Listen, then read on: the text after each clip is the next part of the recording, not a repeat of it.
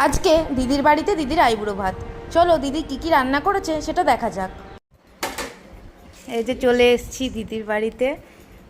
দিদি আজকে বোনের জন্য কি কি রান্না করেছে সেটা শুনে নেওয়া যাক। দিদি আজকে তোর বোনের জন্য কি কি রান্না করেছিস? ভাত করেছি, পাঁচটা ভাজা করেছি, আলু পটল চিংড়ি করেছি, দই কাতলা করেছি, মুসুরির ডাল করেছি। চিকেনটা এখানে আনা নেই, ওপরে আছে, নিয়ে আসছি। জানি আই।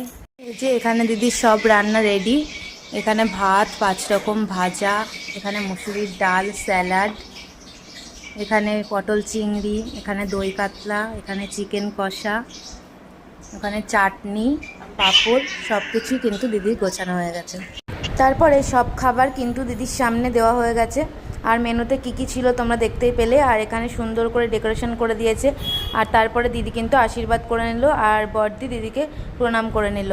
তারপর হাসির গল্প করতে করতে কিন্তু দিদির আশীর্বাদের পর দিদি কিন্তু কান্না করে ফেলেছিল। মেয়েদের এই মুহূর্তগুলো খুবই কষ্টের, খুশির মধ্যেও কিন্তু কষ্টটা লুকিয়ে থাকে। তারপর এদিকে দিদি সবাইকে মিষ্টি খাইয়ে দিল, আর সবাই কিন্তু দিদিকেও মিষ্টি খাইয়ে দিল। তারপর দিদি বোনকে মিষ্টি খাইয়ে দিল, বোনও আবার দিদিকে মিষ্টি খাইয়ে দিল। তারপর মেজদিকে খাইয়ে দিল, তারপরে আমাকে খাইয়ে দিল। তারপরে সবাই মিলে কিন্তু খেতে বসে পড়েছিলাম। তারপর আজকের মেনুতে যা যা ছিল সব কিন্তু একে একে খেয়ে আজকের খাওয়া দাওয়ার পর্বটা শেষ করলাম। চলো টাটা।